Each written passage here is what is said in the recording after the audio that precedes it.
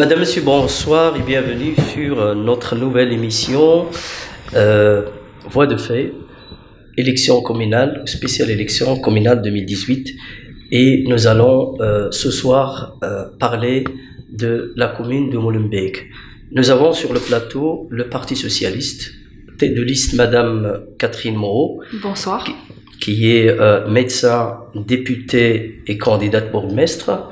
Nous avons aussi Abdelrachid Azdad, qui est expert en développement du commerce. Et nous avons aussi Ahmed Djennaï, c'est ça? Djennaï, qui est député et conseiller communal, toujours à Molenbeek. Karima Dakir, qui est, rappelle-moi un petit peu, aide-soignante, délégué commercial, délégué syndical et artiste. Voilà. Enchanté, bienvenue sur le plateau d'Al-Mouatine. Donc, Catherine Moreau, je vais commencer avec vous, vu que vous êtes tête de liste à Molenbeek. On vous voit ces derniers temps, vous bougez très très bien, donc vous êtes partout à Molenbeek. Et qu'est-ce que vous préparez exactement pour les Molenbeekoises et les Molenbeekois? On s'est attaqué depuis un an à faire un diagnostic des difficultés et puis des richesses et des capacités de notre commune. On a fait ça de manière conjointe avec les habitants parce que depuis que je suis arrivée, j'ai tenu à ce qu'on ait les citoyens au centre de notre démarche. On a divisé la commune, on a fait des rencontres dans chaque quartier, une démarche tout à fait nouvelle qui a très très très bien fonctionné. Et de cette manière-là, on a pu affiner notre diagnostic et on vient maintenant avec des propositions, des recommandations, beaucoup de volonté pour agir, pour améliorer le quotidien des citoyens de Molenbeek. Les problèmes à Molenbeek sont énormes, la pauvreté. Il y a des problèmes. Maintenant, je veux dire d'abord que on a l'habitude de voir Molenbeek comme une terre de problèmes.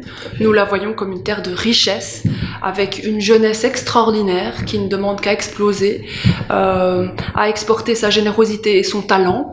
Et ça, on doit absolument le mettre en avant d'abord. Ça veut dire qu'on doit travailler sur les problèmes, on doit surmonter les problèmes, mais on doit aussi réussir à jouer nos atouts, à valoriser ce qu'on a de positif. Et c'est sans doute au moins, si pas plus important.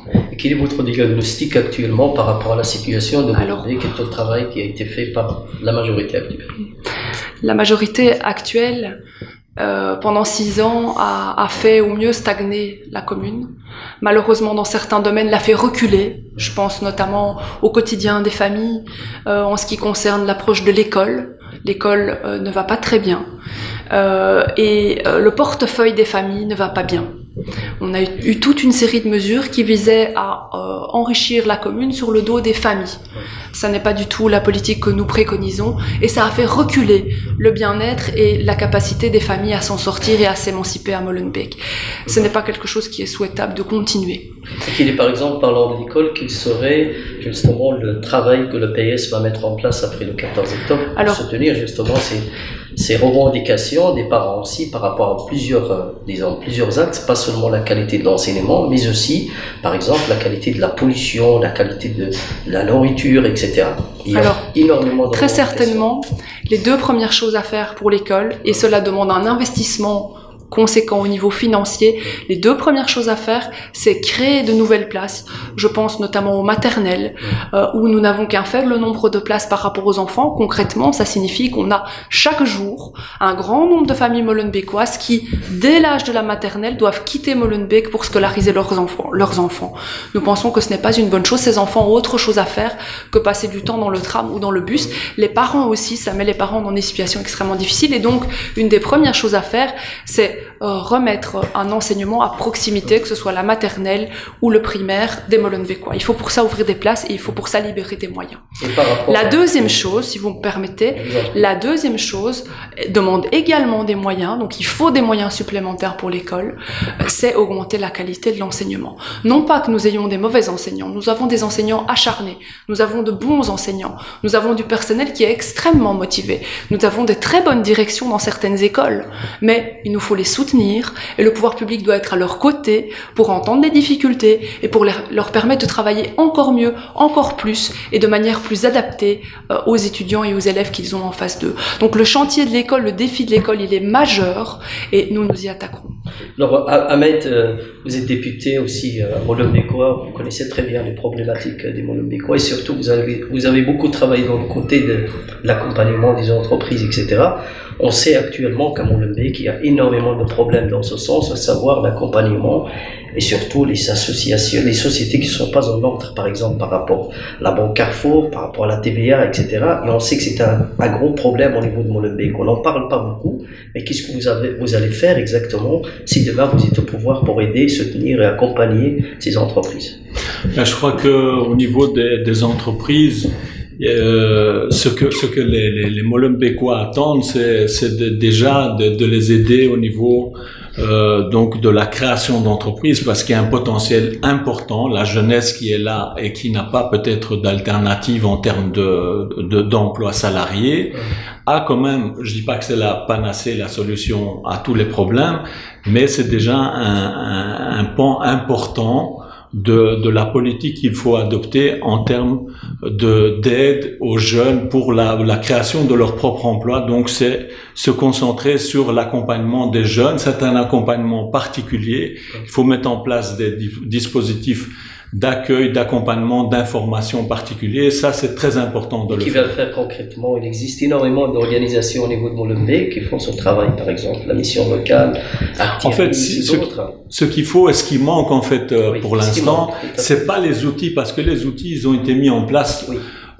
Lorsque Philippe Moreau était là dans la législature précédente, tous ces outils ont été mis en place. Il manque une coordination de tous ces outils, parce que il faut avoir, il suffit pas d'avoir un instrument de musique, il faut un chef d'orchestre, et la musique va être harmonieuse par rapport aux besoins qui sont ceux de Molenbeek. C'est en fait ça qu'il manque actuellement. Et en plus, il y a aussi des dispositifs qui ont complètement disparu. Si on parle par exemple au niveau des contrats de quartier, Molenbeek était un des plus grands bénéficiaires des contrats de quartier.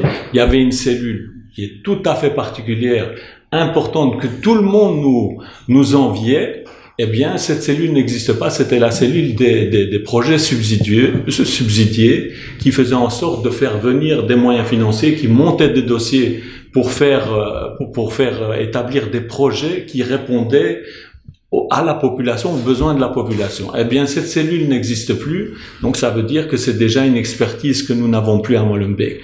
Donc, il faut renforcer les dispositifs qui existent en les coordonnant d'une manière telle qu'ils soient effectifs pour la population. Ils sont là actuellement, ils ne sont plus coordonnés. Souvent, il y a même des conflits, des manques de confiance par rapport aux gens qui travaillent là. Nous, on va remettre la confiance par rapport aux gens qui travaillent dans ces différents dispositifs, et on va les remettre dans une posture de collaboration, ce qui va permettre d'aider beaucoup plus de personnes. Aujourd'hui, comme vous l'avez dit, il y a différents dispositifs qui font la même chose. Ça, il faut éviter. Et le chômage qui explose. Voilà, le chômage explose. Et le CPS qui n'arrête pas voilà. Et tout le monde se dit, parce qu'en fait, moi je pense que les gens qui travaillent dans tous les services, ce sont des gens qui ont vraiment envie de faire quelque chose. Alors ils se disent, je peux pas laisser tomber les gens qui viennent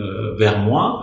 Comme ils n'arrivent plus vraiment à voir les différents services qui existent, puisqu'il n'y a plus de coordination, eh ben, ce qu'ils font, c'est qu'ils font tout ce qu'il faut pour répondre à des demandes. Alors qu'avant, il était possible de dire, vous vous occupez, vous avez besoin d'un logement, voilà, ce service-là. Tout le monde connaissait ça. Il y avait une meilleure coordination des services, et on savait diriger, orienter, et chacun alors se spécialisait dans son secteur bien précis. C'est ce qu'il faut essayer de faire, c'est de coordonner tout ça, de mettre bien clairement les gens en coordination et en collaboration, et qu'ils puissent orienter et alors renforcer. Et le cas échéant, alors, vous pouvez aussi venir avec des nouveaux services ou des nouvelles missions, puisque par exemple, au niveau de la création d'entreprises, il y a l'économie sociale qui n'est encore que le parent pauvre du développement économique ici à Molenbeek. Qui est très mal connu, voilà. Et là, il y a pragmatisme et concrétisation. Voilà, et là, il y a un potentiel énorme où vous pouvez déjà lancer des entreprises d'économie sociale qui vont intégrer des personnes, et c'est fait d'ailleurs pour ça, les entreprises d'insertion qui vont insérer les profils qui existent à Molenbeek. Et Ahmed dit que par exemple, cette politique d'aider justement ces jeunes qui sont parfois dans des foyers à 5, 6, 7 jeunes, parfois de 18 ans à 54 ans encore au chômage, est-ce que c'est pas risqué, par exemple, de les orienter tous, par exemple, vers l'entrepreneuriat, l'entreprise, et ça risque justement, en cas de faillite, etc., d'avoir des impacts radicaux et très négatifs sur les familles. Non, moi je disais pas, j'ai juste précisé que c'était pas la solution, la panacée, la solution globale. Non, mais par exemple, on sait qu'une entreprise qui est lancée à Molenbeek, si elle est bien soutenue, elle va être plus stable. À partir du moment où elle est plus stable, celle-là va pouvoir engager. Elle va engager des profils qui existent. Où elle va les engager, s'il y a aussi un tout petit accompagnement, elle va les engager à Molenbeek. Donc ça veut dire qu'une entreprise qui est créée va créer peut-être en 3-4 ans 3-4 emplois.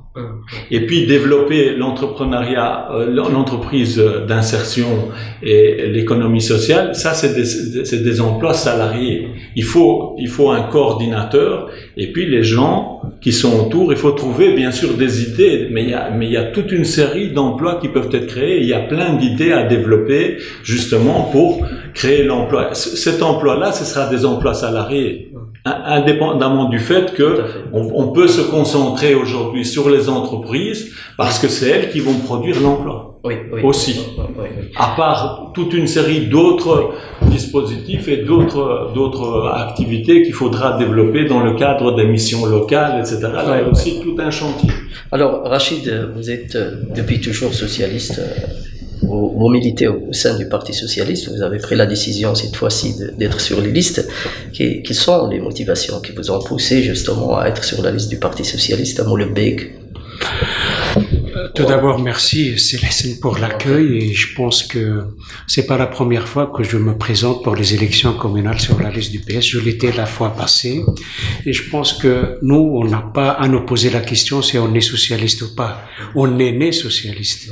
Parce que les gens qui visent en tout cas à partager la richesse, à travailler ensemble, à tendre la main pour le plus faible, etc. Donc c'est déjà des valeurs qui sont reprises dans la notion, dans le concept de ce qui est le socialisme, le véritable socialisme. Pourquoi je me lance dans cette course pour les élections communales? C'est tout à fait naturel. C'est l'évolution naturelle de mon engagement citoyen, c'est l'évolution naturelle de mon engagement professionnel par le passé au niveau de la commune de Molenbeek, et je crois fortement aussi au projet qui est porté par Catherine Moreau, candidate bourgmestre sur la commune. Et d'ailleurs, parce que moi j'ai vécu les deux périodes en fait, 3 périodes même. La période avant Moreau, la période Moreau et la période après Moreau. Et quand on regarde un peu les résultats, les retombées, les implications, les aspects positifs et les aspects négatifs, on retrouve nulle part ailleurs ce genre d'aspect profitable à la population que dans le projet porté par les socialistes. Je ne cite que ce que Ahmed vient de dire maintenant par rapport au manque de coordination à l'échelon de ce qui est économique. Donc, une coordination au niveau d'économie. Quand c'était la période de Moreau, pour que les organismes, les outils opérationnels qui sont proches des citoyens abordent les problèmes et les aspects liés à la vie au quotidien des Molenbeekois, il y avait ce qu'on avait appelé à l'époque donc le groupe de planification sociale, le GPS, qui se réunissait tous les mois, donc elle regroupait une série d'acteurs. Qui n'existe plus maintenant. C'est fini. C'est fini. Maintenant, Ahmed a cité le projet subsidié. Donc, la cellule du projet subsidié, celle-ci, je dirais, rassembler une série d'experts en matière de recherche de fonds au niveau régional, au niveau national et au niveau européen. Donc, il ramenait de l'argent de l'extérieur et les investir dans la commune, dans les différents secteurs, que ce soit dans la rénovation, dans la petite enfance, dans l'environnement, etc. Aujourd'hui, ces 2 organes qui sont quand même assez important et qui facilite le travail au jour le jour des Molenbeekois n'existe plus. Pourquoi? Parce que tout simplement la majorité actuelle, il a préféré de brancher la commune sur l'automatique et de ne garder que les missions, comme on pourrait dire, régaliennes. Ça veut dire la population, le service de la population, donner des attestations et remettre un peu tout ce qui est administratif et se consacrer à la sécurité, mais au sens qui n'est pas du tout le sens que les Molenbeekois attendent. Et puis donc on s'est limité à ça. Et on va pas plus loin, on réfléchit pas plus loin. Et d'ailleurs, vous l'avez certainement remarqué, les Molenbeekois tous l'ont constaté, c'est que sur les 6 ans passés, plus aucun projet sérieux n'a été développé sur la commune, si ce n'est que d'inaugurer ce qui a été lancé par le bourgmestre Philippe Moreau à l'époque, donc il a majorité socialiste. Donc aujourd'hui, on est en manque de projets, on est en manque d'idées, on est en manque de perspectives pour la population.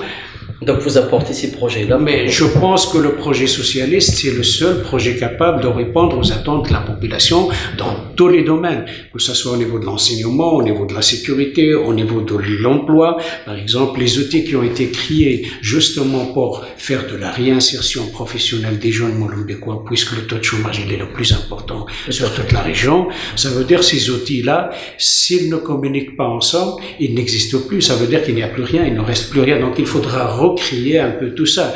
Il faudra les créer dans un cadre qui va permettre en tout cas à ce qu'ils apprennent à travailler ensemble, mais en même temps donc trouver des solutions à des problématiques qui sont exposées par la population au jour le jour. Okay. Donc ça c'est Karima Dakir, donc vous êtes, comme je vous ai présenté, déléguée syndicale, vous êtes aide-soignante, mais vous êtes aussi artiste et tout le monde vous connaît comme artiste. D'ailleurs moi je vous connais en tant qu'artiste. Donc pourquoi le Parti Socialiste et pourquoi Molenbeek? La bonne question qu'on me pose tous les jours, pourquoi le Parti Socialiste? Le Parti Socialiste, tout simplement parce que j'adhère au projet de Madame Moreau, et donc je me suis renseignée, je la suis depuis un moment, et puis j'ai trouvé que c'était très très intéressant. Le retour du PS sur la commune devient une nécessité, parce que si on fait un constat des dernières 6 années, c'est désolant. Voilà. Donc, comme habitant, en fait, j'adore Molenbeek, j'habite à Molenbeek et je travaille à Molenbeek. Et voilà. Au niveau de la propreté, par exemple, j'habite le boulevard du Jubilé. C'est un sujet très intéressant. Et j'habite un petit quartier, en fait, le square des Libérateurs, où c'est un pan noir pour les dépôts clandestins et tout ça. Et donc, je suis quand même choquée tous les jours de voir la situation. Presque tous les jours. On ne voit jamais passer les camions de la commune, jamais. Donc mes voisins se plaignent. Quand on fait un tour dans le quartier, les gens se plaignent au niveau de la propreté, au niveau de la sécurité. Donc il y a beaucoup de choses à corriger. Donc, vous vous sentez en sécurité à Molenbeek? J'adore Molenbeek. Moi, je me sens en sécurité à Molenbeek. Mais bon, il y a des gens, par exemple des personnes âgées, qui sont quand même inquiets de la situation, de l'évolution de la situation, quoi. Comme Madame Moreau l'a dit tout à l'heure, en fait, la majorité en place n'a pas fait évoluer Molenbeek. Au contraire, on a un petit peu reculé. Oui, Catherine Moreau, il y a un sujet qui est très important dont tout le monde parle. Vous savez que Molenbeek est connu mondialement, ce problème de terrorisme. Quel est votre rapport? Quelle serait votre stratégie justement pour travailler sur cette problématique ou ce phénomène au sein de la commune de Molenbeek? La question du terrorisme, c'est la question du lien social. Les jeunes qui sont partis, ce sont des jeunes qui ont trouvé que mourir pour un projet très éloigné de tout ce qu'ils connaissaient était plus intéressant que vivre parmi nous. Alors vous voyez, ce qu'il faut faire, c'est intéresser les jeunes à vivre parmi nous. Pour ça, il faut leur offrir un avenir, il faut les entendre, les écouter, discuter avec eux, leur parler de ce dont nous on a besoin, de ce que nous on a construit, et puis les écouter sur ce que eux ont besoin et ce qu'eux ont envie de construire. Et donc il y a une question de dialogue là qui est majeure. Et vous savez, à partir de 2012, moi, je n'ai entendu que ça dans la rue, partout, tout le temps. Il n'y a plus de dialogue avec les autorités. Les autorités sont retranchées. Dans les bâtiments communaux, on ne peut pas parler aux échevins. C'est extrêmement compliqué d'entrer en contact avec la bourgmestre. Et je pense que le dialogue, il doit reprendre. Et nous nous engageons au dialogue. Et c'est la raison aussi pour laquelle, depuis presque 1 an, nous avons été aussi fervents militants du dialogue dans les rencontres citoyennes. Et nous sommes, vous avez devant vous, 4 socialistes qui n'ont cessé d'être en dialogue constant, d'écouter, beaucoup écouter, donner une place à chacun. Si on arrive à donner une place à chacun, je prétends que le terrorisme n'aura plus lieu d'être, n'existera plus. Par rapport au problème que Karima a soulevé concernant la propreté, qu'il serait... Oui, écoutez, la propreté, la question principale de cette majorité-ci, c'est un peu triste à dire, mais c'est que quelque part il manque de volonté. Pourquoi je dis ça? Parce que j'ai vécu auparavant dans une autre commune, Scarbeck, qui connaissait des problèmes de propreté. On a eu un échevin socialiste magnifique qui s'appelle Jean-Pierre Van Gorp, je veux l'honorer ici, qui en 2 législatures a fait un travail extraordinaire en propreté. Il a tout réformé. Il a réformé, il est parti des mêmes travailleurs, j'insiste. Il a respecté les travailleurs et il a réformé le système et tout d'un coup la propreté était présente à Scarbeck. Eh bien, il nous faut une réforme du service de propreté. Il nous faut quelque chose de volontaire, quelque chose d'un peu nouveau. Nous avons une idée pour ça, en se basant justement sur l'expérience menée et que je connais bien de Scarbeck. Et une autre chose très importante, c'est arriver à travailler correctement avec les services de la région, les services de Bruxelles Propreté. Savez-vous qu'en fait, la commune n'a eu de cesse que de dénoncer que tout était de la faute de Bruxelles Propreté, et lorsque la ministre Fadila Lahanan a tendu la main pour pouvoir faire des projets pilotes à Molenbeek, pour travailler de manière ciblée à certains endroits, et je parle notamment de la chaussée de Gand, la commune a presque insulté Fadila Lahanan et a refusé cette manière de travailler. Ça, ce n'est pas possible. Il faut travailler de manière volontaire, de manière un peu révolutionnaire, et certainement main dans la main avec la région. Et il ne faut certainement pas croire que la propreté, c'est uniquement attendre que les habitants changent leurs habitudes. Non, il faut les aider à changer leurs habitudes et il faut travailler à ce que nos services soient efficaces. La propreté engendre la propreté et la malpropreté engendre la malpropreté. Donc le dépôt clandestin engendre le dépôt clandestin. Si vous n'avez plus de service qui va chercher le dépôt clandestin, comme c'est le cas aujourd'hui, il n'y a plus de service à Molenbeek qui va chercher le dépôt clandestin. Tout à fait. Il y a du dépôt clandestin. Ahmed, Molenbeekois, vous êtes les interactions sociales, les communautés différentes, les personnes porteuses de cultures différentes, il y a une multiculturalité très riche, etc. Quelles seraient les actions que le Parti socialiste peut mettre en place pour garantir justement cette mixité, lui donner plus de valeur, plus s'épanouir, etc. Et surtout à plus développer des activités commerciales, etc. Ben, disons que, en fait, un des piliers essentiels qui a, encore une fois, je suis désolé de le dire, mais je pense qu'on va passer un bon temps à répéter la même chose parce que c'est exactement ce qui s'est passé. Le pilier le plus important de développement des différentes cultures, c'est la maison de la cohésion sociale et des cultures. Ça, c'est un des piliers, ça a été mis en place par Philippe Moreau. Dans cet esprit-là, dans l'esprit de vouloir mettre en avant et en évidence toutes les cultures. Et en fait, dans cette maison-là, toutes les cultures ont leur place. Il faut simplement que les gens soient encore plus valorisés. Il y a un manque de valorisation de l'action de toutes les personnes qui travaillent. Et donc, ce qu'il faut en premier lieu, c'est rétablir la confiance, pas simplement dans ce secteur-là, mais dans tous les secteurs, parce qu'il y a des gens qui travaillent dans la crainte de ne plus pouvoir exercer leur mission dans un cadre qui soit un cadre correct. Et donc ça, il faut absolument le faire parce que je pense encore une fois que Molenbeek a toutes les potentialités en termes de personnes, en termes de personnes qui sont employées, de services, mais malheureusement, il manque la coordination, il manque, comme je l'ai dit, la confiance, et donc ces services-là ne fonctionnent pas comme il faut. Mais ils sont là et ils ont été mis en place. Il faut aller rechercher encore plus de moyens parce que on a, par exemple, je vous cite un exemple, on a été confronté dès le départ au niveau du conseil communal avec une demande de placement de nouvelles caméras. Ça a coûté 1 800 000 €.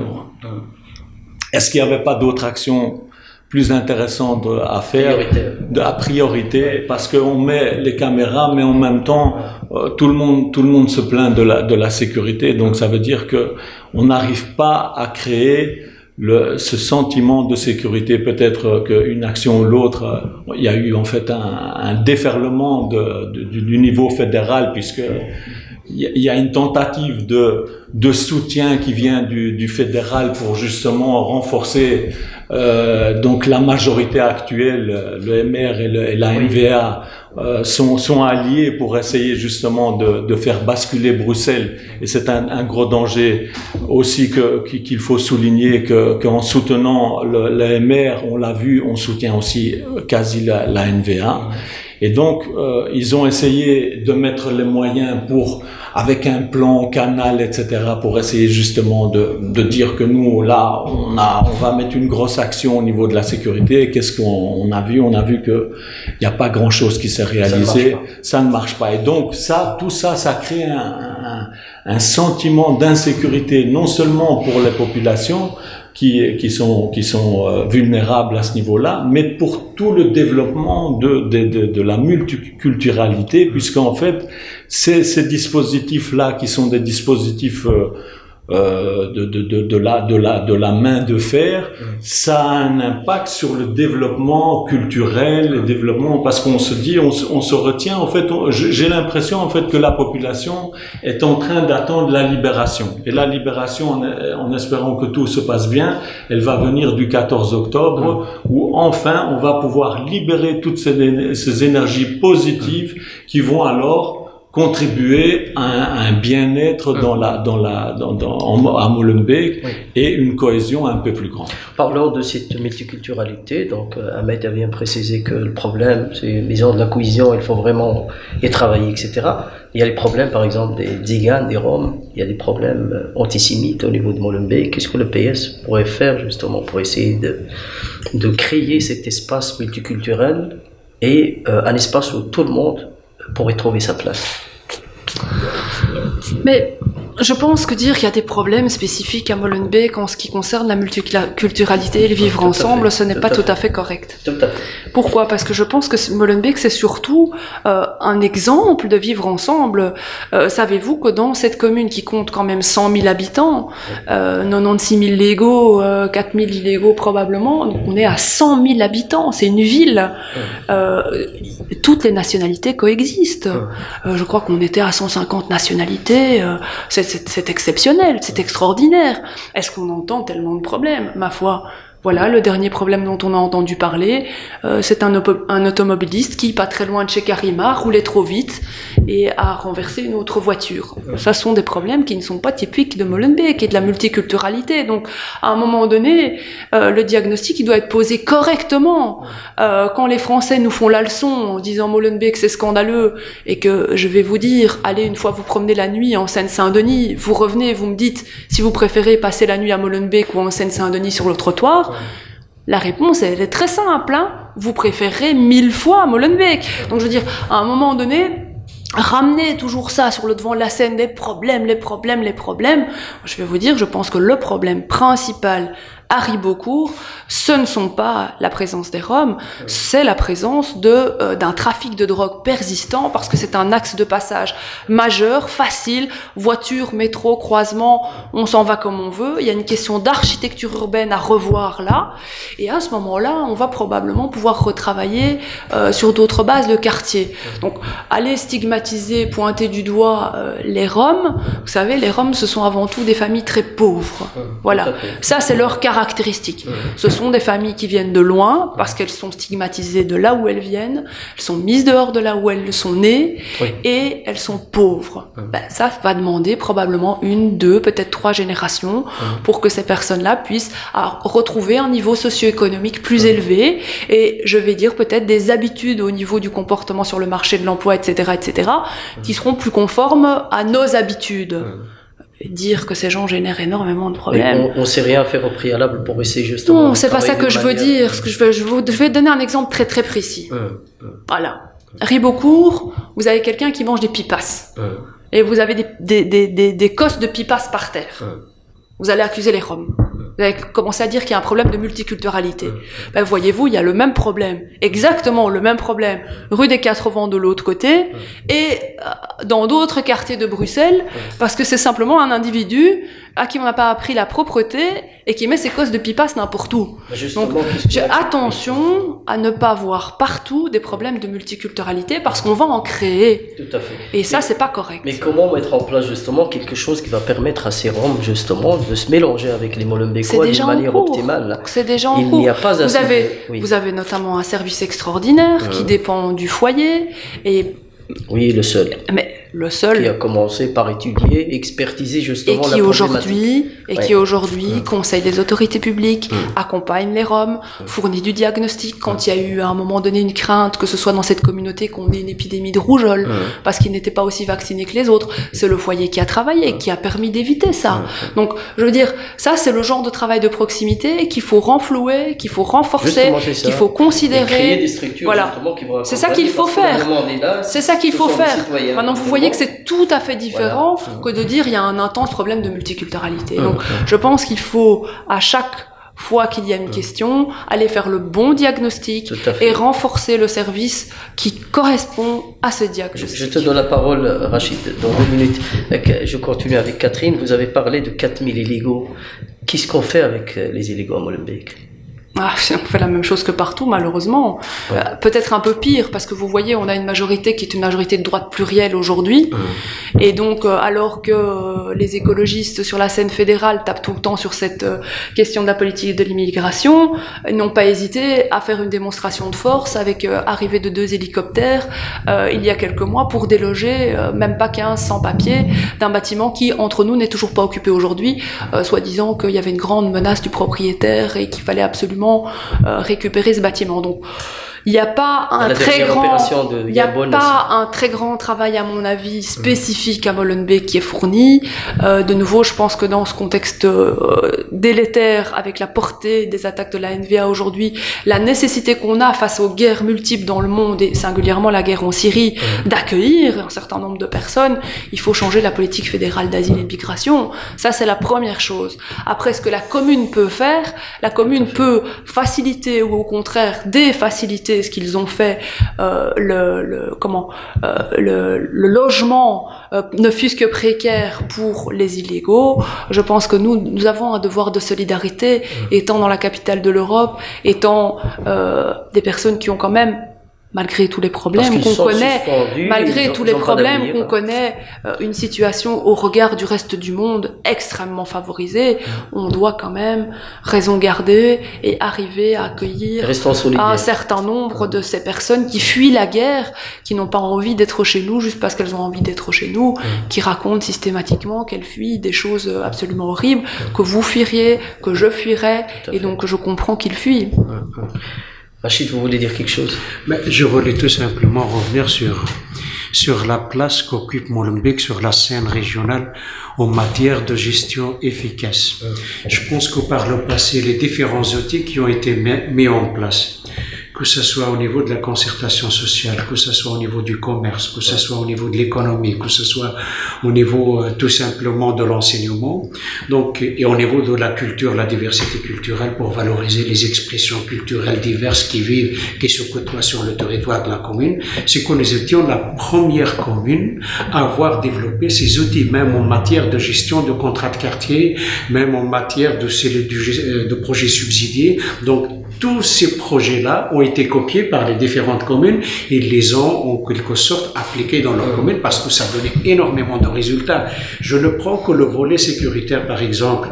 Il y avait tout un travail de proximité envers la population pour la comprendre au mieux, pour privilégier le dialogue et la concertation au lieu que ça soit l'aspect sécuritaire pur. On avait 2 commissaires qui ont, durant quelques années, avec Philippe Moreau, travaillé pour comprendre la réalité des Molenbeekois et trouver des solutions à tous les problèmes. Il y a Pierre Collignon qui a été délogé complètement. Il y a Monsieur de Munter à qui on a coupé les ailes, on l'a renvoyé quelque part. Je dirais les opérateurs qui avaient quand même réussi en tout cas à rapprocher les gens, à faire un travail efficace sur le terrain et stabiliser en tout cas la sécurité sur la commune, ont été tout simplement limogés. Donc je ne parle que de l'aspect sécuritaire, mais quand j'aborde un peu les outils qui ont été mis en place par le passé par Philippe Moreau, ce sont des outils qui fonctionnent aujourd'hui, qui ont démontré leur efficacité, qui ont donné des résultats et qui sont en tout cas aujourd'hui malheureusement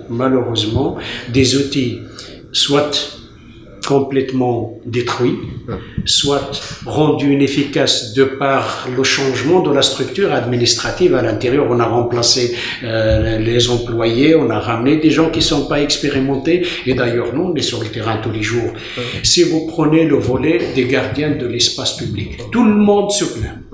Plus personne n'est aujourd'hui rassuré par rapport à son travail, par rapport à sa mission, par rapport à l'étendue de sa mission, par rapport à l'innovation et au sens de l'initiative qu'ils peuvent prendre au niveau de la propreté. Tout le monde a peur. Au niveau de l'administration même, je pense que quasiment les employés de la commune qui étaient hier plus ou moins un peu de sensibilité, qui pourrait être un peu bleu, aujourd'hui, ils regrettent la période où c'était le projet des socialistes. Mais il faut le dire, ça c'est un peu ce qu'on entend de la population. Quand on entend les commerçants à la chaussée de Gand, tout le monde se plaint. Quand on entend les propriétaires, tout le monde se plaint. Quand on entend les habitants, tout le monde se plaint. Je pense que si on fait le résumé de ceux qui sont satisfaits, de ceux qui sont insatisfaits et de ceux qui regrettent la période d'avant et la période de maintenant, comme disait Ahmed, ils attendent le 14 octobre pour une véritable libération. Ça tourne un peu qu'il y a même disons, des nominations illégales au niveau de la commune de Molenbeek. Est-ce que c'est vrai? On dit qu'on ne passe pas par le CEDOR, on ne passe pas des examens. Il y a plus ou moins 8 nominations qui sont passées récemment. Est-ce que c'est vrai ou faux? Je ne peux pas me prononcer avec certitude là-dessus. Je pense qu'il y avait eu une nomination en milieu de législature qui avait été fort critiquée, à mon avis à raison. Le train dont vous parlez, je ne le connais pas. Ce qu'on voit par contre de manière évidente, c'est que il y a un front syndical uni depuis 6 ans qui n'arrête pas de se mobiliser, de manifester et qui visiblement ne trouve pas son compte dans les changements opérés par cette majorité. Cette majorité opère beaucoup de changements en gestion des ressources humaines.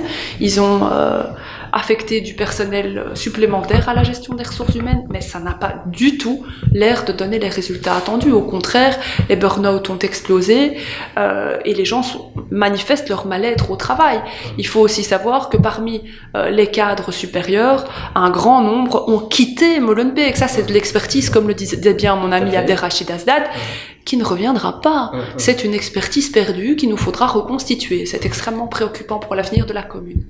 Il nous reste peu de temps. Karima, un dernier mot. Qu'est-ce que vous pouvez dire, vous voulez dire aux électeurs qui vont voter justement le 14 octobre? Qu'est-ce que je peux leur dire? Votez PS parce que c'est vraiment la solution pour Molenbeek et soyez rassurés, on sera là pour vous aider, pour être à vos côtés et donc voilà, c'est la libération comme mes collègues ont dit. Ahmed, vous êtes très ancien en politique, vous connaissez très bien Molenbeek, mais par cœur. Qu'est-ce que vous pouvez dire aux Molenbeekoises et Molenbeekois? C'est leur dire que le temps joue contre nous et que une législature n'aura pas été suffisante pour tout détricoter. Mais malheureusement, si par malheur cette législature-là est reconduite ou cette coalition-là est reconduite, là alors ce sera perdu. Donc il faut absolument... Pour vous, ça va être une catastrophe. Oui, parce qu'on le voit. Donc nous on a vu que ça a été complètement détricoté, etc. Donc il faut absolument qu'on remette sur pied. Il est encore temps, en fait, de réparer ce qui a été détruit. Ça va demander beaucoup d'efforts. On a beaucoup de volonté pour ça. On connaît, on a les gens, les experts qu'il faut pour ça. Donc, il est vraiment important d'avoir la bonne attitude électorale pour le 14 octobre, le bon choix, faire le bon choix pour l'avenir des Molenbeekois, pour retrouver un minimum de sérénité et de développement et d'émancipation pour la population molenbeekoise. Abderrachid, parlez aux Molenbeekois, qu'est-ce que vous voulez dire? Mais je dirais que Molenbeek n'a pas de choix aujourd'hui que d'aspirer au changement. Parce que les scénarios négatifs dont on a parlé, qui touchent à toutes les catégories de la population, que ce soit la petite enfance, la sécurité, la propreté, l'environnement, etc. Je pense que Ahmed l'a très bien dit. Donc, si la commune est détruite aujourd'hui par rapport aux dispositifs qui ont été mis en place, je peux peut-être dire à plus que 50%. il nous reste encore la possibilité de récupérer ça. Donc la destruction, elle est là, mais il faut que la population agisse en conséquence pour que la réparation se fasse immédiatement, parce que sinon, ils auront encore 6 ans à venir. Je pense que tout ce qui était déjà outil valable pour la population sera complètement démantelé. Catherine Moreau, tête de liste, candidate bourgmestre, qu'est-ce que vous voulez dire aujourd'hui aux citoyens molenbeekois? Mes collègues l'ont bien dit, l'élection du 14 octobre sera un tournant pour Molenbeek. Elle est particulièrement importante. Nous sommes passionnés de Molenbeek. Nous avons vu les dégâts de la majorité de droite plurielle qui est à l'œuvre aujourd'hui. Nous avons su qu'ils veulent repartir ensemble. Et donc, la seule opportunité d'infléchir ça, de changer cette donne et de nous remettre sur une bonne voie, c'est de rendre le Parti socialiste incontournable le 14 octobre. Madame, Monsieur, c'est ici que se termine cette émission et à la semaine prochaine. Merci de nous avoir suivis.